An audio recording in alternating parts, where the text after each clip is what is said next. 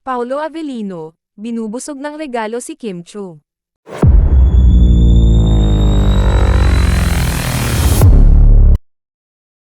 Ibang level na ang closeness ng Kim Pao matapos mapaamin si Kim Chu na binubusog siya ng mga regalo ni Paulo Avellino.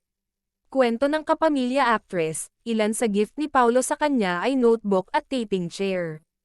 May notebook kasi ako na sinusulatan ko ng emotional journey ng character ko, tapos pinupuno ko siya tsaka ko siya papalitan.